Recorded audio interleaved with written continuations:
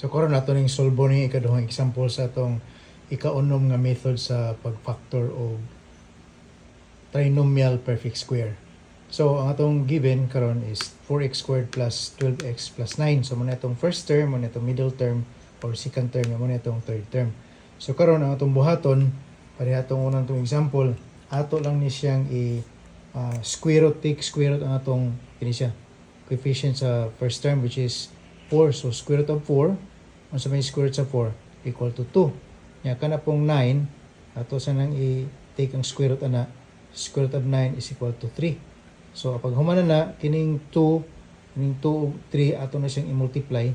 So 2 times 3 equal to 6. Nya pagka humana na, kanang 6, ato na siyang i-multiply og 2. So 2 times 6 equals 12. So tan-aw na to ang middle term, coefficient sa middle term kung pareho ba na. So nakita na to nga 12 pod, di ba? 12 pod siya.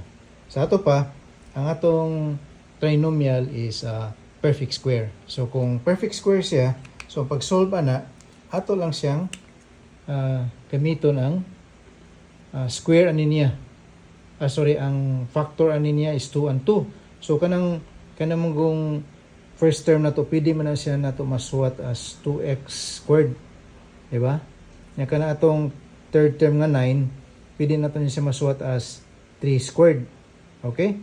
So, bali, ang atong a karon, kining base na to, kining 2x.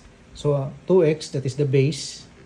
O nya, plus na mo sa base aning atong third term. Kaya ang third term na to, pwede mo na tayo moong 3 squared. So, plus 3. Okay? So, muna siya ang atong factors. Yan, duha na siya kabuok. So, 2x plus 3. Or, pwede po ni siya og it can be written as 2x plus 3 then raised to a power or exponent equal to 2. So, muna itong answer. So, inanara ka sa yun. Okay? So, salamat. Huwata lang ninyo ang ikatulo na itong example kanang nag-test na to, dili siya mutuman dito sa atong requirement nga mugawas ang coefficient nga naa sa middle term.